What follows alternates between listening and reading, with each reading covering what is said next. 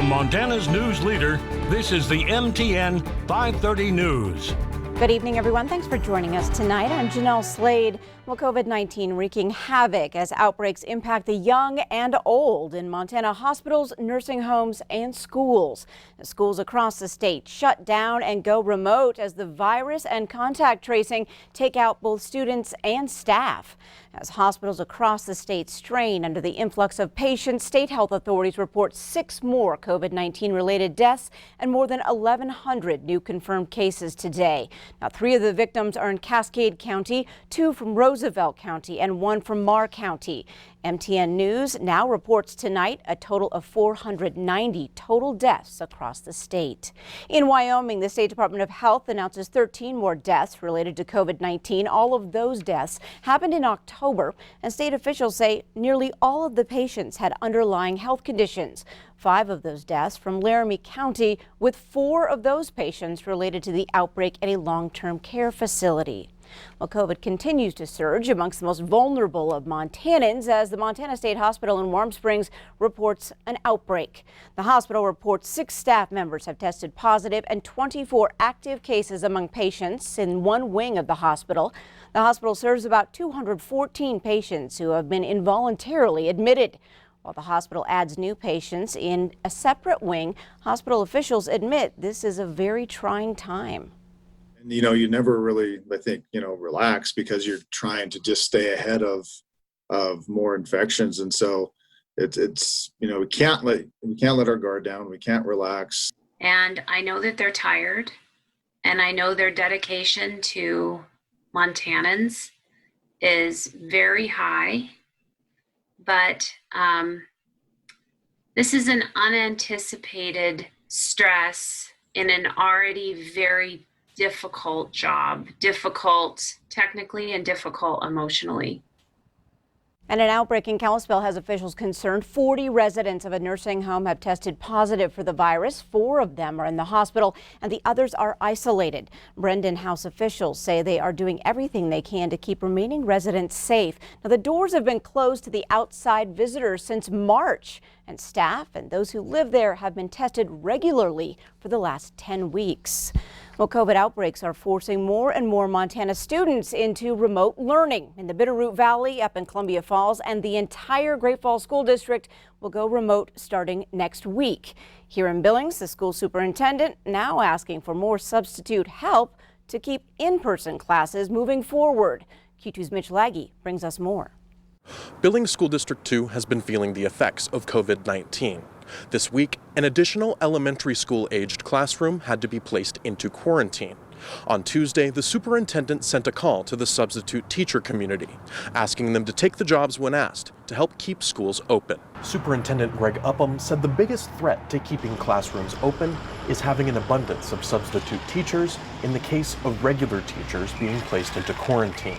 The pay for substitute teachers has been raised with the help of federal coronavirus relief money. A non-certified staff member will earn $125 a day, and a certified staff member will earn $150 a day. Upham said the pay raise did help attract more substitutes, but many times daily positions still go unfilled. Schools across the state are closing classrooms and buildings because of COVID-19, including schools in Stevensville, Canyon Creek School District near Billings, and a closure is scheduled for the Great Falls schools later this week.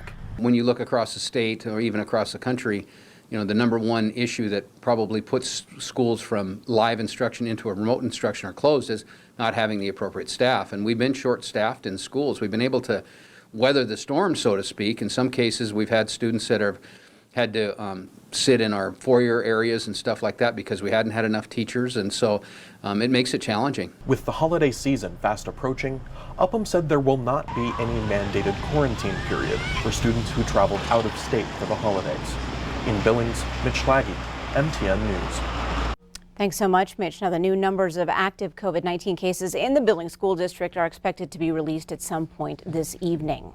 Well, despite the pandemic, it is a big weekend for local sports. Central and Laurel will meet in the State A Football Championship for the first time ever, while West will host rival Bozeman with a title berth on the line. But as Q2's Casey Conlon reports, most fans won't be able to watch either game in person. This weekend is one of the biggest on the Montana high school sports calendar. We'll see perhaps two of the best football games of the season in Billings between two sets of rivals that normally draw thousands of fans each. But if you're thinking you'll go down to Dallas or Lockwood on a whim, think again. COVID-19 gathering limits dictate that if you aren't on the list, you're not getting in. Yellowstone County hasn't allowed public walk-ups at all this year. Instead, players and staff are given a certain number of tickets each, for which they must submit names beforehand to be checked at entrance gates. Last month, the MHSA announced a maximum of 6 tickets per player would be allowed, plus 4 tickets each for coaches and 2 each for up to 12 cheerleaders. However, there will be no student sections and no pep bands. These are the exact guidelines Central and Laurel are going by Saturday, as approved by the County Health Office. But School District 2 has been more strict this season, only allowing 2 tickets to everybody. And SD2 Activities Director Mark Wall says that won't change for this Friday's game. Even though they are technically allowed more, Wall says this rule has worked well all year and won't be changed, especially with continually increasing COVID numbers in Yellowstone. For those headed to state volleyball tournaments this weekend in Sydney, Shelby, and Malta, check with your school about how many tickets per player each site is allowing. It has to be at least 2, but won't be any more than 6. So the casual fans will likely be stuck watching from home. We'll, of course, have all your highlights of every big match and game on MTN and MontanaSports.com. Casey Conlon for MTN News. All right, thanks, Casey. And those 2 big games this weekend, West and Bozeman is Friday night at 7, while Laurel and Central kick off the State A title game on Saturday at 1 o'clock in Lockwood. Governor-elect Greg Gianforte has unveiled a 21-member task force to help him respond to the surge of COVID-19 cases. The task force includes healthcare experts, business leaders, school officials, and local and tribal leaders. It also has the current head of Governor Steve Bullock's coronavirus task force, Montana Adjutant General Matthew Quinn. Now, other members include Montana Chamber of Commerce President Todd O'Hare, owners of hotels and restaurants, and the U.S. Attorney for Montana, Kurt Alme. Billings residents include Dr. Heidi Duncan, medical director at the Billings Clinic, and Steve Warlick, owner of the Clock Tower Inn and Stella's. Now, the governor-elect says his top priority will be to protect the most vulnerable Montanans while also safely and fully opening back up the state economy. Well, in recent weeks, Montana has been continually setting record highs for new COVID-19 cases. Well, today marks 1 week since Montana voters approved initiatives to legalize the recreational use of marijuana. But what does that mean for people with criminal records involving cannabis? MTN's Annie Johnson answers that question.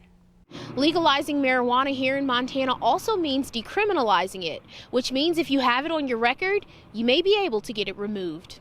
It allows for a person who has been convicted of a marijuana-related offense to either, 1, seek expungement if the act that they were in trouble for is now legal, or 2, seek resentencing based on the new law.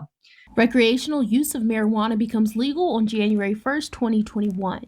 And that process gives those with a criminal history the chance to start an expungement process. Hire an attorney to help you file a petition to seek the expungement or the resentence in front of your sentencing court. And then the court will presume that you are eligible for that expungement unless the court determines that you are a danger to public safety or the county attorney objects. Depending on that, the court can downgrade charges from felonies to misdemeanors to civil fractions or completely expunge the charges. And you may be wondering, how long can this process take? Are we talking days, months, or even years? This depends a lot on how the courts want to hold their own procedure, and every court is different.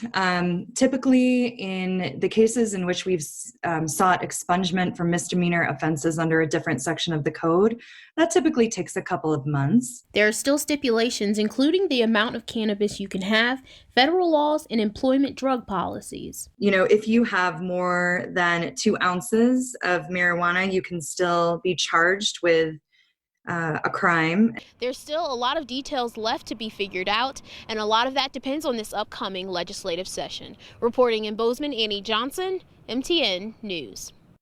Thanks, Sandy. Now, the recreational use of marijuana and expungement process only applies to people over the age of 21. Up next on tonight's MTN 530 News, right here on Q2, a Laurel woman forced to change her plans after a devastating medical diagnosis.